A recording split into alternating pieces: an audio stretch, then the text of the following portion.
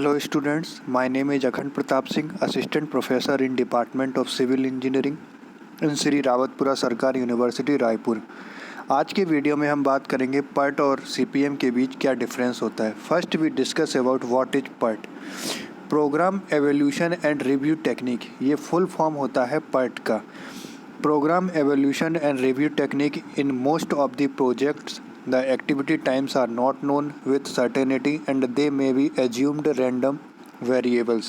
In such cases where activity times are not known, PERT can be used for planning, scheduling and controlling the project.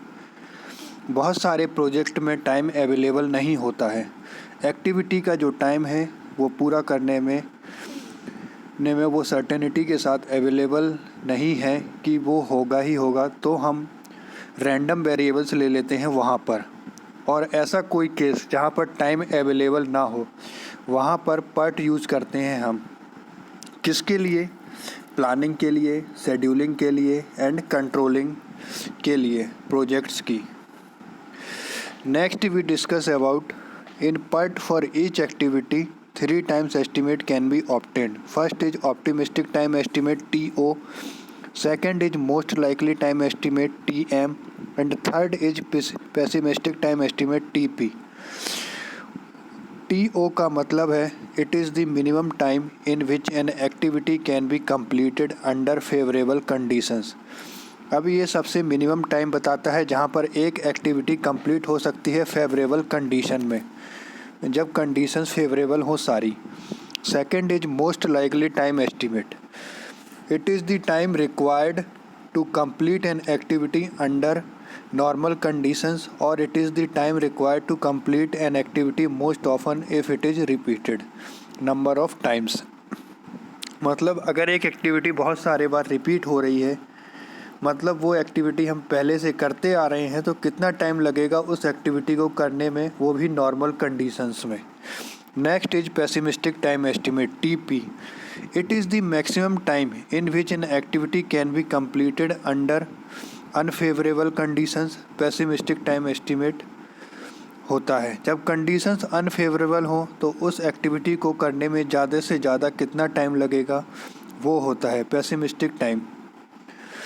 यही concept होता है PERT का। Next we discuss about CPM, critical path method. CPM is a network diagramming technique used to predict total project duration.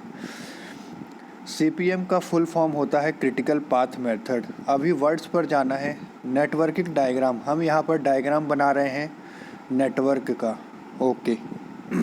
Technique used to predict total project duration, total project को करने में कितना time लगेगा वो सब predict करने के लिए हम यूज करते हैं CPM का। Next, a critical path for a project is the series of activities that determine the earliest time by which the project can be completed. Critical path एक सीरीज होती है बहुत सारी एक्टिविटीज़ को, जो डिटरमाइन करता है कि कम से कम कितना टाइम लगेगा एक प्रोजेक्ट को कंप्लीट होने में।